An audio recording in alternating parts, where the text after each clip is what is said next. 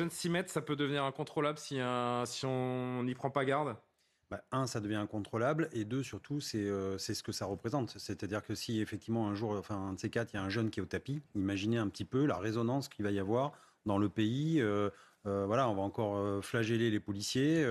Franchement, effectivement, j'entends le ministre qui dit ne répondez pas aux provocations de l'extrême gauche, ne tombez pas dans le panneau. N'empêche qu'aujourd'hui, qui c'est qui a les bottes dans les bris de verre? C'est les policiers. C'est les policiers qui sont sur le terrain, qui prennent des cailloux, qui sont blessés. Il y a 93, en une semaine, 94 policiers qui ont été blessés. Ce matin, un collègue s'est fait arracher la malléole. Un autre, hier ou avant-hier, a pris un pavé dans la bouche et défiguré. C'est 394 policiers et gendarmes blessés depuis le début des manifestations, le 19 janvier.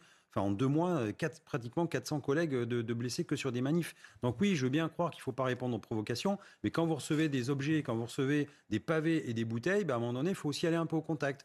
Donc c'est ce qui se fait. Parce que de toute façon... Mais c'est sûr que c'est moche. Voilà, pour les gens... des scènes de violence urbaine, c'est-à-dire que ces manifestants veulent tout emporter avec eux, mais en fait, que ce soit le gouvernement, les syndicats, finalement tout le monde est dans un cul-de-sac parce que l'action fatalement elle va prendre d'autres formes et c'est ce qui est en train de se passer. C'est en train de prendre une forme de violence et encore une fois on n'a que les policiers pour y répondre, parce qu'en fait c'est ça, c'est-à-dire que d'un côté les politiques n'ont rien fait pour éviter quelque part la montée de la violence, puisque on a bien vu quand même que voilà, la colère elle a été, je pense, légitime.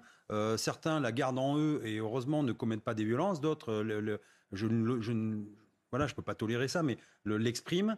Et nous, encore une fois, policiers, on est aux premières lignes. Et c'est mes collègues qui, tous les jours, depuis une semaine, tous les soirs, sont au contact, n'ont plus de vie de famille, n'ont plus rien, ils sont déjà sur les rotules. Ça fait 3 mois que les compagnies de CRS et les gendarmes mobiles travaillent à fond. Et je peux vous dire que quand on va tenir, si vous voulez, on essaie d'avoir il y a des interpellations tous les soirs. Mais tous les soirs. Mais les SAIP, c'est les services de procédure parisiens. Ils sont noyés. D'ailleurs, ils nous le disent. On est noyés. On peut même plus prendre d'interpellation. On n'arrive pas à suivre. Donc en fait, on n'a pas assez d'officiers de police judiciaire. Le système, il est grippé.